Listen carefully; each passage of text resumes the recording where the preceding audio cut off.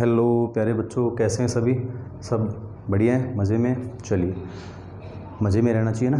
तो चलिए, आज क्लास 11th के बच्चों के लिए हम आज डिस्कस करेंगे स्पेक्ट्रम एंड इट्स टाइप्स।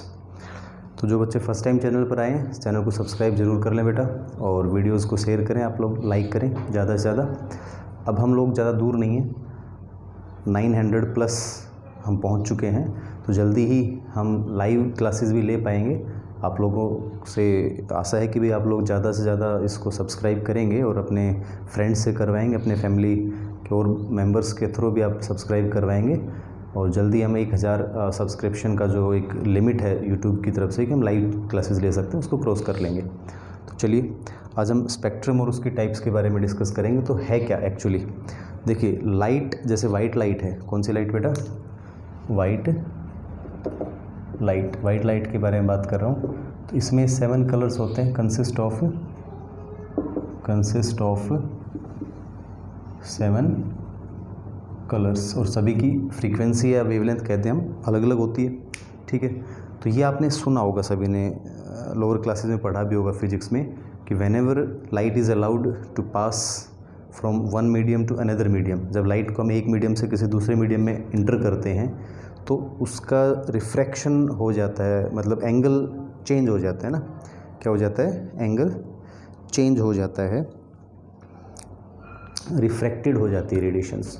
और एंगल ऑफ डेविएशन, जैसे मान लीजिए लाइट ऐसे आ रहा है, ये यदि हमारा एयर है, तो और आगे यदि हमने लिक्विड या कोई दूसरा मीडियम रखा हुआ तो वो फिर डेविएट होता है। नॉर्मल, जैसे नॉर्मल लेते हैं तो नॉर्मल से अवे या नॉर्मल टुवर्ड्स द नॉर्मल या अवे फ्रॉम द नॉर्मल, दो तरह का रिफ्लेक्शन होता है उसमें, टुवर्ड्स द नॉर्मल या अवे फ्रॉम द नॉर्मल, ऐसे दिखा सकते हो। अब जो भी, चलिए फिजिक्स में पढ़ते हैं आप लोग, तो वो जो एंगल ऑफ डेविएशन है ना, एंगल ऑफ डेविएशन, वो डिपेंड करता है फ्रीक्वेंसी पे। किस पे डिपेंड करता है? रेडिएशन की फ्रीक्वेंसी पे। तो अलग अलग फ्रीक्वेंसी की रेडिएशंस का जब रिफ्रैक्शन होगा तो वो क्या हो जाते हैं? स्प्लिट हो जाते हैं एक्चुअली। उसको हम क्या बोलते हैं? उसको हम लोग डिस्पर्शन बोलेंगे। यहाँ पे जैसे हम एक प्रिज्म ले लेते हैं, प्रिज्म के बारे में आप सभी ने सुना होगा, है ना? प्रिज्म, ग्लास प्रिज्म, उसमें से यदि हम रेडिएशंस को पास करें, ये रेडिएशंस इस तरह से हमारे इधर से आ रहे हैं, तो जैसे ये प्रिज्म में से पास होंगे, तो प्रिज्म में से पास होने के बाद ये रिफ्रैक्टेड रेडिएशंस, इनका एंगल ऑफ डेविएशन वो चेंज हो जाता है। और ये तो क्या है? वाइट लाइट है, दिस इज़ वाइट लाइट। लेकिन इधर जो हमें मिलेगा वो एक पैटर्न में आएंगे, डिक्रीजिंग फ्रीक्वेंसी में। वाइट लाइट को जब इसमें से पास करेंगे तो हम एक pattern of different type of radiation, अलग अलग कलर्स में डिवाइड हो जाएंगे। विबग्योर आपने सभी ने सुना होगा, ठीक है, ये हो गया। तो लाइट का डिफरेंट कलर्स में, डिफरेंट कॉन्स्टिट्यूएंट रेडिएशंस में बिखरना, स्प्लिट होना, तो क्या कहलाता है? डिस्पर्शन। ठीक है बेटा, ध्यान रखना, डिस्पर्शन। और डिस्पर्शन, आफ्टर डिस्पर्शन जो पैटर्न हमें मिलता है फ्रीक्वेंसी के अकॉर्डिंग या वेवलेंथ के अकॉर्डिंग बोल दें, इंक्रीजिंग वेवलेंथ में और डिक्रीजिंग फ्रीक्वेंसी में, उसको हम बोल देते हैं स्पेक्ट्रम।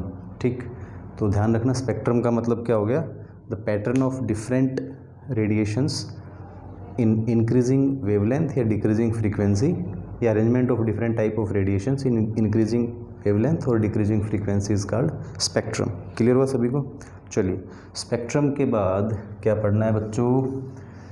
अरे भाई, थोड़ा सा दिमाग लगा के ना इनको याद भी करना है अच्छे से, कोई ट्रिक वगैरह बना के अपना और समझ लेना है। अभी हम लोग स्पेक्ट्रम की बात कर चुके हैं, तो इसके बाद आता है हमारे पास स्पेक्ट्रम में एक absorption spectrum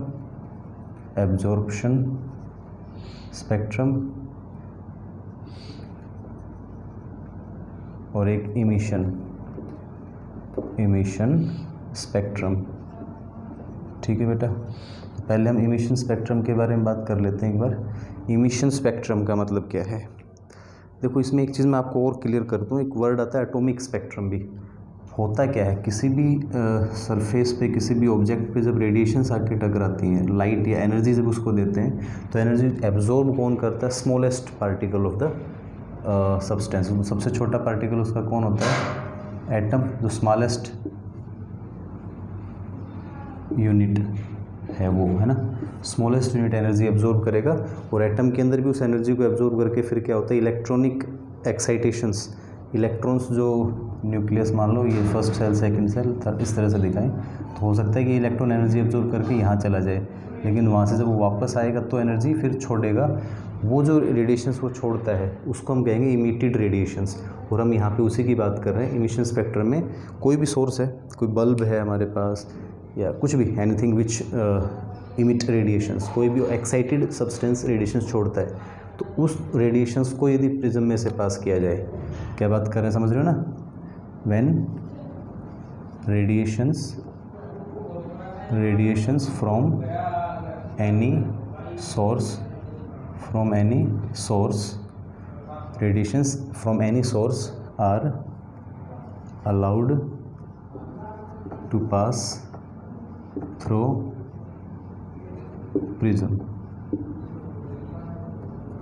we get emission spectrum। ठीक है बेटा, समझ में आता है? इमिशन स्पेक्ट्रम की बात डेफिनेशन होगी। अब फिर इसकी फर्दर टाइप्स हैं। इमिशन स्पेक्ट्रम के अंदर हमारे पास टाइप्स आ जाती हैं। पहला कंटिन्यूस स्पेक्ट्रम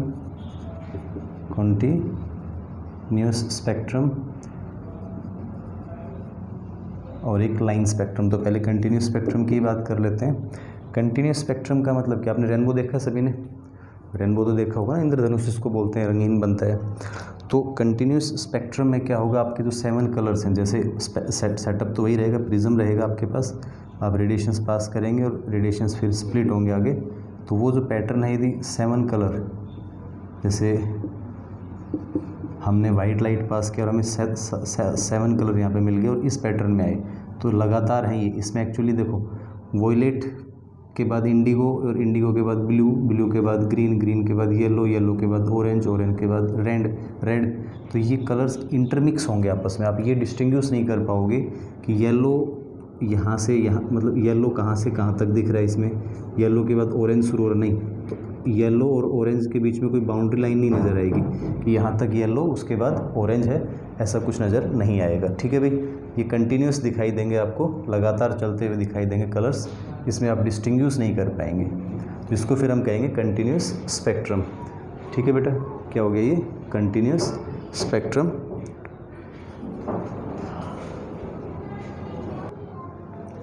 तो इस तरह से भी आप लोगों ने देख लिया कंटिन्यूस स्पेक्ट्रम। अब कंटिन्यूस स्पेक्ट्रम समझ में आ गया होगा कि भाई, ठीक है। उसके बाद लाइन स्पेक्ट्रम, सेकंड वाला क्या है हमारा? Line spectrum. लाइन स्पेक्ट्रम में क्या होता है, जैसे हमने रेडिएशंस को पास किया, जैसे वाइट लाइट ही लिया हमने, क्या लिया? वाइट लाइट लिया, उसको प्रिज्म में से पास किया। प्रिज्म में से पास होने के बाद हमारे पास कुछ कलर्स यहाँ पे मिसिंग हैं। ये देखो, विबग्योर में से अब क्या हो गया? VBGOR, इंडिगो गायब हो गया और आपका वॉयलेट, हाँ येलो कलर, सॉरी, है ना, वाई हटा दिया मैंने। तो यहाँ इनकी जगह पे क्या आएगा? डार्क बैंड आएंगे, यहाँ पे डार्क बैंड आएंगे और ये कलर्ड लाइंस आएंगी। समझ रहे हो? तो लाइन स्पेक्ट्रम में क्या होगा कि वहाँ पे आपके पास dark bands separated by light lines. तो कुछ कलर्ड लाइंस आएंगी और बीच में जहाँ पे कलर नहीं है, जहाँ पे रेडिएशन एब्सेंट है, वहाँ पे क्या आएगा? अंधेरा या डार्क नज़र आएगा, उसको हम बोल देंगे लाइन स्पेक्ट्रम। या फिर कुछ ही लाइंस आएंगी, बाकी डार्क बैंड्स रहेंगे, बड़े बड़े बीच में बैंड आएंगे और कुछ कलर्ड लाइंस आएंगी, उसको हम लाइन स्पेक्ट्रम बोलेंगे। ठीक है बेटा, चलिए एब्जॉर्प्शन स्पेक्ट्रम स्टार्ट करते हैं। इमिशन स्पेक्ट्रम डिस्कस किया हमने, किसी भी सोर्स से निकलने वाली रेडिएशंस को प्रिज्म में से पास करके जो स्पेक्ट्रम मिलेगा उसको इमिशन स्पेक्ट्रम कहेंगे। उसमें कंटिन्यूस और लाइन स्पेक्ट्रम, कंटिन्यूस में जितने भी कलर्स हैं वो कंटिन्यूस आएंगे, मर्ज होते हुए दिखाई देंगे। लाइन स्पेक्ट्रम में कुछ ही कलर्ड लाइंस होंगी, बाकी जो एब्सेंट होंगे वहाँ पे डार्क बैंड नज़र आएंगे। चलो उसके बाद फिर हम बात करते हैं एब्जॉर्प्शन स्पेक्ट्रम की। किसकी बेटा? Absorption spectrum. एब्जॉर्प्शन स्पेक्ट्रम जैसे नाम से ही पता लग रहा है कि यहाँ पे हम एब्जॉर्ब्ड रेडिएशंस का स्पेक्ट्रम फाइंड आउट करना चाह रहे हैं कि भाई कोई भी सब्सटेंस जो रेडिएशंस एब्जॉर्ब करता है उसका पता लगे कि उसने क्या एब्जॉर्ब किया। और सभी सब्सटेंसेस अलग अलग फ्रीक्वेंसी की रेडिएशंस एब्जॉर्ब करते हैं। तो यहाँ पे जैसे हम लेंगे सोर्स ऑफ रेडिएशंस, जो कि वाइट लाइट आपको दे रहा है, कैसी लाइट? वाइट लाइट है ना।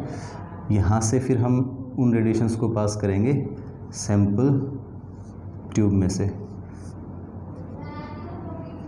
सैंपल ट्यूब जिस सब्सटेंस का एब्जॉर्प्शन स्पेक्ट्रम आपको फाइंड आउट करना है कि ये क्या एब्जॉर्ब करता है। वाइट लाइट में 7 कलर्स हैं, ये कुछ कलर्स को, कुछ रेडिएशंस को एब्जॉर्ब करेगा, वो फाइंड आउट करना है। इसमें से फिर रेडिएशंस पास होके आगे आए, फिर हमने रख दिया प्रिज्म, और प्रिज्म के बाद फिर हमें इस पे स्क्रीन पे हमें स्पेक्ट्रम मिलेगा। ठीक है, अब ये तो वाइट लाइट थी, वाइट लाइट में तो 7 कलर्स थे, तो यहाँ 7 आने चाहिए थे सातों के सातों, बट कुछ कलर्स यहाँ पे एब्सेंट है, कुछ रेडिएशंस यहाँ एब्सेंट है।